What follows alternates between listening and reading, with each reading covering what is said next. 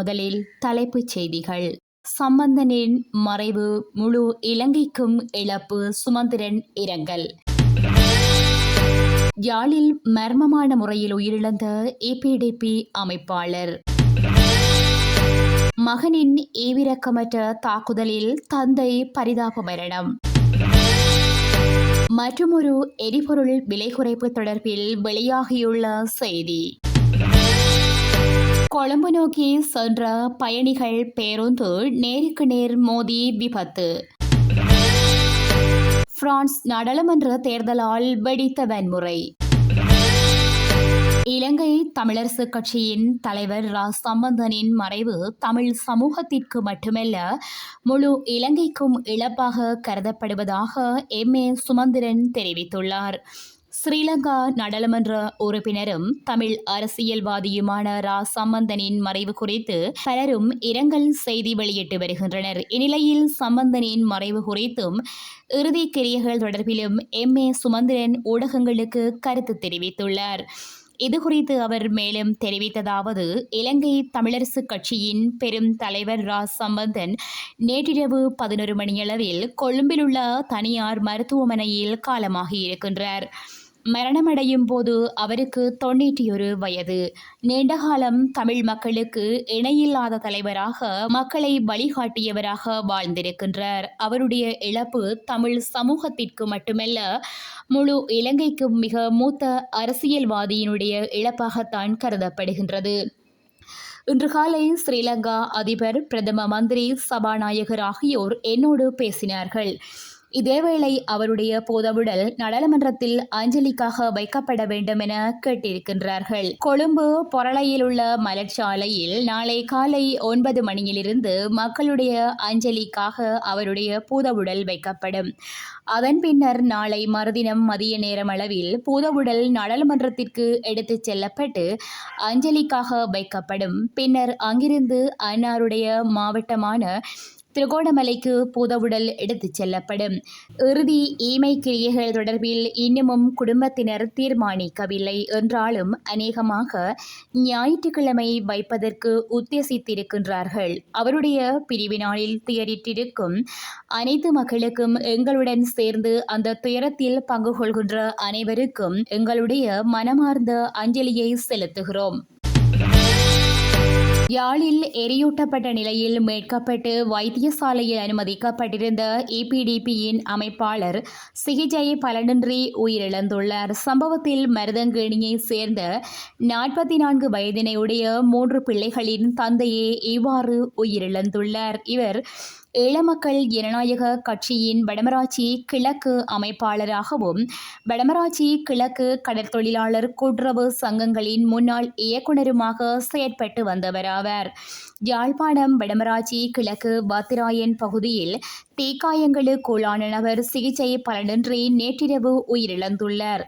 கடந்த ஜூன் மாதம் அன்று இரவு நபரொருவர் எரியூட்டப்பட்ட நிலையில் பொதுமக்களால் மீட்கப்பட்டு மருதங்கேணி பிரதேச வைத்தியசாலையில் அனுமதிக்கப்பட்ட நிலையில் மேலதிக சிகிச்சைக்காக அங்கிருந்து பருத்தித்துறை ஆதார வைத்தியசாலைக்கு கொண்டு செல்லப்பட்டார். அங்கிருந்து மேலதிக சிகிச்சைக்காக யாழ்ப்பாணம் போதன வைத்தியசாலைக்கு மாற்றப்பட்டு அனுமதிக்கப்பட்டிருந்த நபர் சிகிச்சை பலனின்றி நேற்றிரவு மரணமடைந்தார். குறித்த நபர் தீக்காயத்திற்கு உள்ளானதற்கான காரணம் எதுவும் இதுவரை கண்டுபிடிக்கப்படவில்லை. அத்தோடு சம்பவத்துடன் தொடர்புடையவரும் இதுவரை கைது செய்யப்படவும் இல்லை.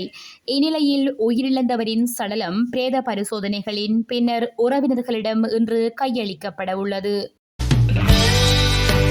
மகனால் தாக்கப்பட்டு தந்தையொருவர் கொலை செய்யப்பட்டுள்ளதாக போலீசார் தெரிவித்தனர். இந்த சம்பவம் நேற்று ஞாயிற்றுக்கிழமை மாலை அனுராதபுரம் பிரதேசத்தில் இப்பல்லோகம போலீஸ் பிரிவிற்குட்பட்ட ஹிரிப்பெட்டியாகம பகுதியில் இடம்பெற்றது. சம்பவத்தில் இப்பலோகம கிரிப்பிட்டியாகம பகுதியை சேர்ந்த 66 வயதினையுடைய தந்தையொருவரே கொலை செய்யப்பட்டுள்ளார். உயிரிழந்தவரின் தலையில் பலத்த காயம் காணப்படுவதாக போலீசார் தெரிவித்தனர். சம்பவம் தொடர்பில் கொலையானவரின் 34 வயதினையுடைய மகன் சந்தேகத்தின் பேரில் கைது செய்யப்பட்டுள்ளதாக போலீசார் தெரிவித்தனர். சந்தேக நபர் தினமும் தனது தந்தையை தாக்கி காயப்படுத்துவதாகவும் சம்பவத்தின் போது இருவரும் வீட்டில் வசித்து வந்ததாகவும் போலீசார் தெரிவித்தனர். மேலும் தொடர்பான மேலதிக விசாரணைகளை இப்பல்லோகம போலீசார் மேற்கொண்டு வருகின்றனர். இன்று முதல் நடைமுறைக்கு வரும் வகையில் சில நிறுவனங்களின் எரிபொருள் விலைகள் குறைக்கப்பட்டுள்ளன. அந்த வகையில் சினோபெக் நிறுவனம் இன்று முதல் நடைமுறைக்கு வரும் வகையில் எரிபொருட்களின் விலையை திருத்தியுள்ளது.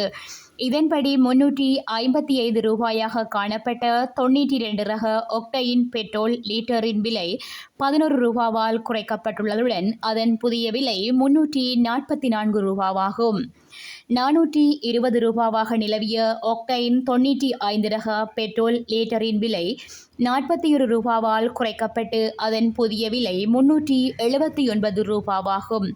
377 ரூபாயாக நிலவிய Lanka super diesel 4 star euro 4 litre ஒன்றின் விலை 22 ரூபாவால் குறைக்கப்பட்டுள்ளதுடன் அதன் புதிய விலை 355 ரூபாவாக நிர்ணயிக்கப்பட்டுள்ளது.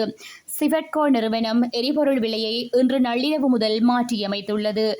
இந்த திருத்தங்களின் கீழ் 3 வகையான எரிபொருட்களின் விலைகள் குறைக்கப்பட்டுள்ள அதேவேளை இரண்டின் விலையில் மாற்றங்கள் மேற்கொள்ளப்படவில்லை. அதன்படி ஒக்டைன் 92 ரக பெட்ரோல் லீட்டர் ஒன்றின் விலை 11 ரூபாவால் குறைக்கப்பட்டுள்ளதுடன் அதன் புதிய விலை 344 ரூபாவாகும். ஒக்டைன் 95 ரக பெட்ரோல் லீட்டர் ஒன்றின் விலை 41 ரூபாவால் குறைக்கப்பட்டு அதன் புதிய விலை 379 ரூபாவாகும். 1 லிட்டர் சூப்பர் டீசலின் விலை 22 ரூபாவால் குறைக்கப்பட்டு 355 ரூபாவாக அறிவிக்கப்பட்டுள்ளது. டீசல் மற்றும் மண்ணெண்ணெய் விலையில் மாற்றம் செய்யப்படவில்லை. இதன்படி டீசல் லீட்டர் ஒன்றின் விலை 317 ரூபாவாகவும் மண்ணெண்ணெயின் விலை 202 ரூபாவாகவும் நிர்ணயிக்கப்பட்டுள்ளது. கண்டி கொழும்பு பிரதான வீதியில் தங்கோவிட்ட மற்றும் பெவல்தெனிய பகுதிக்கிடையில் இடம்பெற்ற பேருந்து விபத்தில் 15 பேர் காயமடைந்துள்ளனர். காயமடைந்தவர்கள் பரக்காபுல வைத்தியசாலையில் அனுமதிக்கப்பட்டுள்ளனர். இன்று காலை இடம்பெற்ற இந்த விபத்து காரணமாக கண்டி கொழும்பு பிரதான வீதியிலும் கடும் வாகன நெரிசல் ஏற்பட்டுள்ளதாக போலீசார் தெரிவித்தனர். பாணாந்துறையிலிருந்து கண்டி நோக்கி பயணித்த இலங்கை போக்குவரத்து சபைக்கு சொந்தமான பேருந்தும் கலென்பிடனு வெவியில் இருந்து கொழும்பு நோக்கி பயணித்த தனியார் பேருந்தும் நேருக்கு நேர் மோதியுள்ளது. பிரான்ஸ் நாடாளுமன்ற தேர்தலில் தீவிர வலதுசாரி கட்சி முன்னிலை பெற்றதைத் தொடர்ந்து அதனை எதிர்க்கும் தரப்பினர் தலைநகர் பாரிஸில் ஆர்ப்பாட்டங்களை முன்னெடுத்ததுடன் வர்த்தக நிலையங்களும் வாகனங்களும் தீக்கிரையாக்கப்பட்டமை மக்கள் மத்தியில் அச்சத்தை தோற்றுவித்துள்ளது. தீவிர இடதுசாரிகள், இஸ்லாமிய ஆதரவாளர்கள் உட்பட சமூகத்தின் பலதரப்பட்டவர்கள் இந்த ஆர்ப்பாட்டங்களில் ஈடுபட்டுள்ளனர். இதன்போது வர்த்தக நிலையங்களும் வாகனங்களும் தீக்கிரையாக்கப்பட்டுள்ளதை காண்பிக்கும் படங்கள் வெளியாகியுள்ளன. போலீசாருக்கும் ஆர்ப்பாட்டக்காரர்களுக்கும் இடையில் மோதல்கள் இடம்பெற்றன. பிரான்ஸ் நாடாளுமன்ற தேர்தலில் தீவிர வலதுசாரி கட்சிகள் முன்னிலை பெற்றுள்ள அதேவேளை தற்போதைய ஜனாதிபதி இமானுவேல் மேக்ரோனின் கட்சி 3வது இடத்திற்கு தள்ளப்பட்டுள்ளது. குடியேற்றவாசிகளுக்கு எதிரான RNHC 33 வீத வாக்குகளை பெற்றுள்ள அதேவேளை இடதுசாரி கூட்டணி 28 வீத வாக்குகளை பெற்றுள்ளது. ஜனாதிபதி இமானுவேல் மேக்ரோனின் கூட்டணிக்கு 21 வீத வாக்குகள் கிடைத்துள்ளதாக பிரான்ஸ் ஊடகங்கள் தெரிவிக்கின்றன. இந்நிலையில் மேக்ரோனின் கட்சி முற்றாக துடைத்தெறியப்பட்டுள்ளது என RN கட்சியின் மைரன் லெஃபென் தெரிவித்துள்ளார். அத்தோடு பிரான்ஸ் மக்கள் வாக்களித்தால் நான் அனைத்து பிரான்ஸ் மக்களினதும் பிரதமராக தயார் என RN கட்சி தலைவர் ஜோர்டன் ஃபர்டெல்லா தெரிவித்துள்ளார். அதேவேளை பிரான்ஸ் நாடாளுமன்ற தேர்தலின் முதல் சுற்றில் தீவிர வலதுசாரிகள் வெற்றி பெற்றுள்ளமை அதன் வரலாற்றில் இதுவே முதல் தடவை என்பதும் குறிப்பிடத்தக்கது. எமது இணையதளமான www.todayjefna.com என்ற இணையதளத்தினை பார்வையிடவும்.